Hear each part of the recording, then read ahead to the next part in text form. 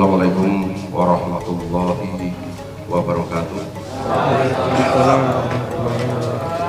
Yang terhormat pimpinan wilayah Muhammadiyah atau yang mewakili, yang terhormat pimpinan daerah Muhammadiyah atau yang mewakili, yang terhormat pimpinan Aisyah, alhamdulillah sudah ada di tengah-tengah kita. Kemudian pimpinan pemuda Muhammadiyah yang ada di tengah-tengah kita. Sementara ortum-ortum yang lain masih ada kepentingan yang tidak bisa ditinggalkan. Mudah-mudahan kita doakan semua aktivitasnya bisa lancar dan dimudahkan oleh Allah Subhanahu wa Ta'ala. Amin. Mari kita panjatkan rasa syukur kepada Allah Subhanahu wa Ta'ala, yang mana pada sore hari ini rangkaian acara dari mulai pelantikan, latihan kepemimpinan kader Tapak Suci untuk angkatan pertama alhamdulillah bisa berjalan dengan lancar. Pada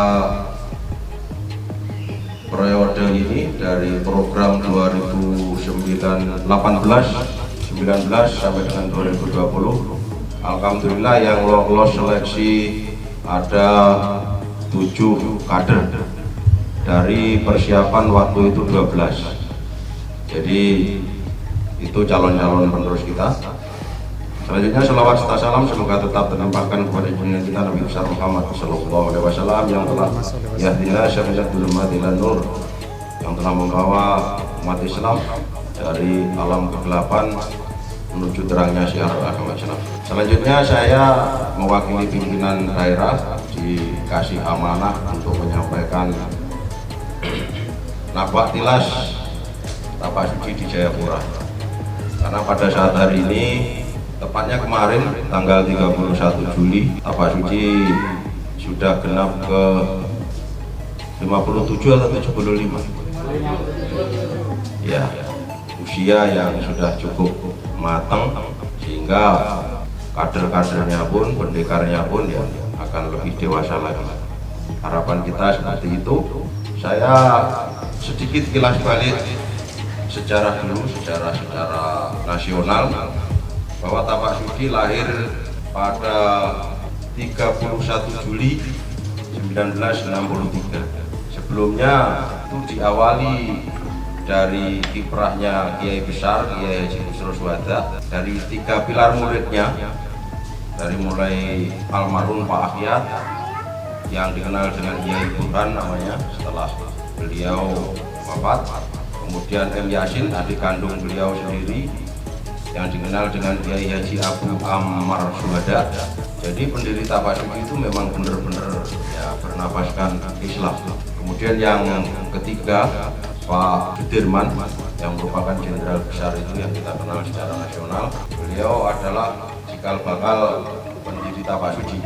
Singkat cerita, pada saat lahirnya Tapak Suci itu sendiri dipelopori oleh Pak Bari Irsyad, yang waktu itu aliran itu terpecah menjadi 3. Ketiga aliran tersebut oleh pendekar besar Muhammad Bari Irsyad disatukan, sehingga dari yang terpecah itu yang berserak itu menjadi satu. Jadi lahirnya Tapak Suci itu dari yang berserak dijadikan satu lagi, dari satu aliran menjadi 3 aliran, kemudian disatukan lagi.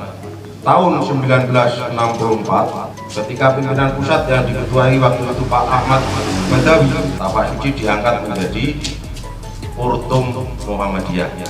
Jadi waktu itu nama perguruannya adalah Perguruan Historis. Jadi IPSI itu didirikan dari 10 perguruan yang perguruan tua semua. Di dalamnya termasuk kita. Kenapa dibilang historis? Dia adalah pelaku sejarah yang mendirikan IPSI.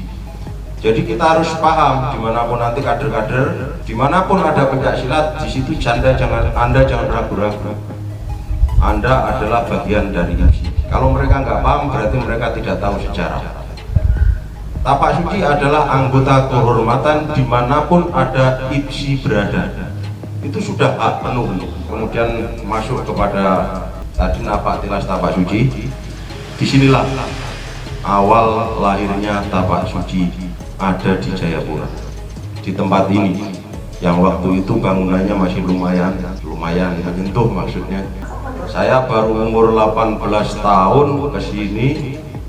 Yang ada itu Ibu Suti, Mas Yanto itu dari Jember, Mas Harsono yang kediamannya sekarang untuk istirahatnya Mas Jun itu sekretaris cabang Muhammadiyah Jayapura. Waktu itu belum ada Jayapura Selatan dan Utara. Memang saya sengaja mencari, saya datang 95, pergantian tahun 95-96 itu saya di atas kapal Dogen Solo, nyampe di sini.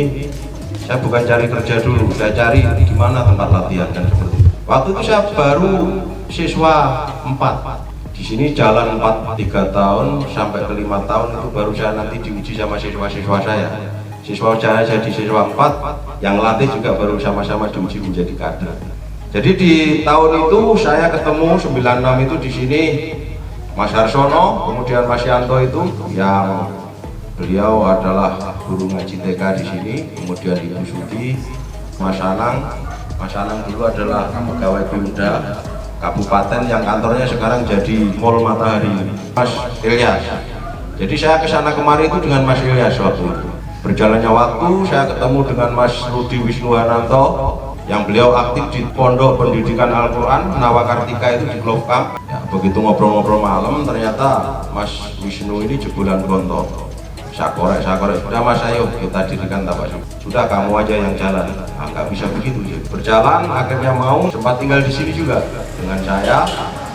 Waktu itu sebelum tinggal di sini Mas Rudi masih di Glofkam, saya di Glofkam biasa melatih ke sini. Glofkam itu jalan kaki itu biasa. Serius, saya bukan membesar-besarkan cerita, nggak serius. Taksi masih bisa dihitung jari itu taksi dok. Bukan karena nggak ada taksi, tapi karena nggak ada duit. Ya belum kerja waktu itu. Makanya sekarang kader-kader yang udah kerja itu kalau males-males itu terlalu kan nilai ibadahnya kurang. Waktu itu ketemu Mas Wisnu, kemudian ketemu Mas Ikhwanul Muslimin, ketemu Mbak Nadia, kemudian ketemu senior saya itu paling jauh Pak Rahmat Jakat. Saya kecolongan. Nggak punya siswa dari dulu, padahal senior saya jauh beliau. Ini perlu saya buka di forum biar adik-adik tahu. Mas Rahmat ini jebolan gontor, Gombara. Cuma secara keorganisasian saya diberi amanah untuk di atas duluan.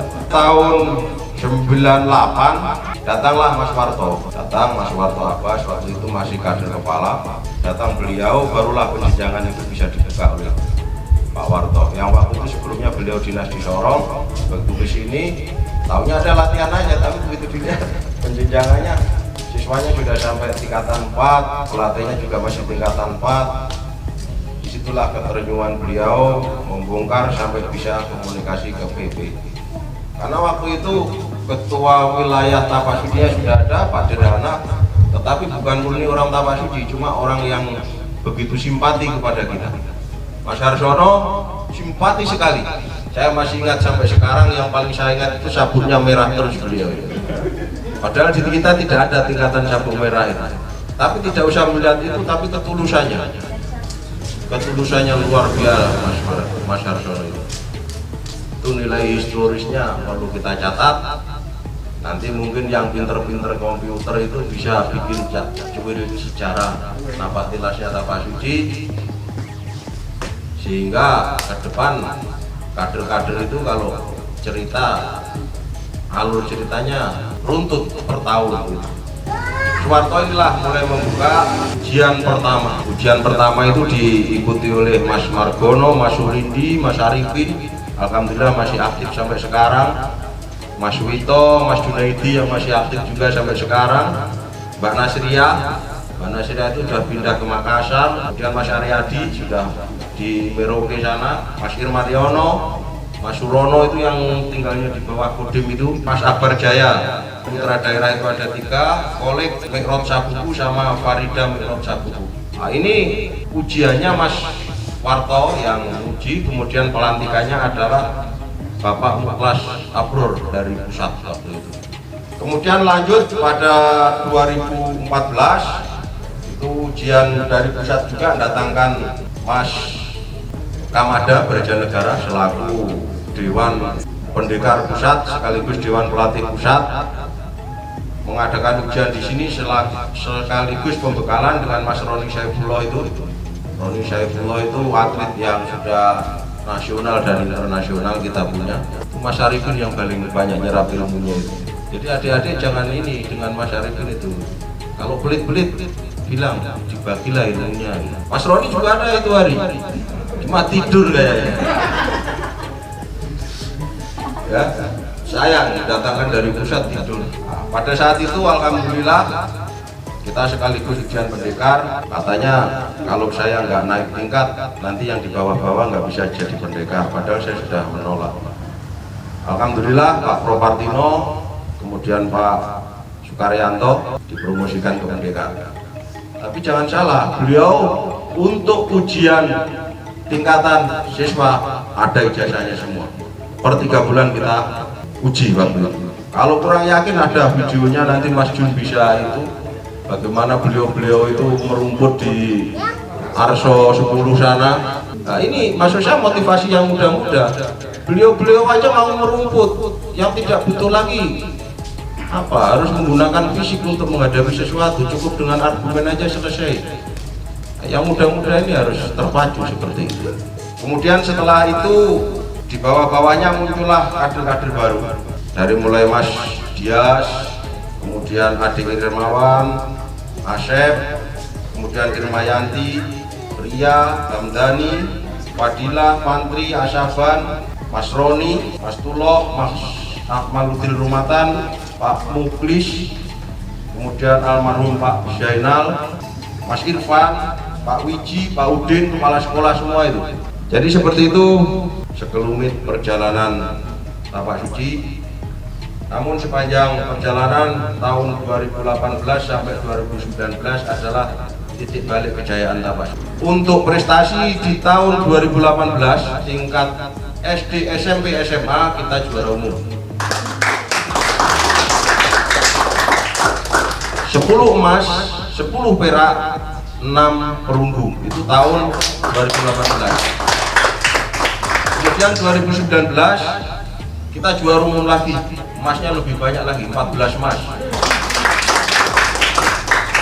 11 perak, 18 perunggu. Itu hasil kerja keras para kader-kader senior itu.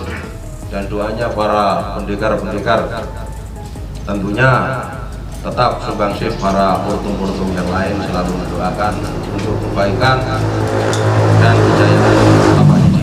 2020 ini kita belum bisa berbicara karena program IPSI, walaupun dari Dispora sudah minta berulang kali, dari Kurim sudah minta berulang kali mengadakan event, Ketua Umum Kota IPSI tidak mengizinkan kegiatan dalam bentuk apapun selama COVID-19. Kita sudah siapkan adik-adik kita.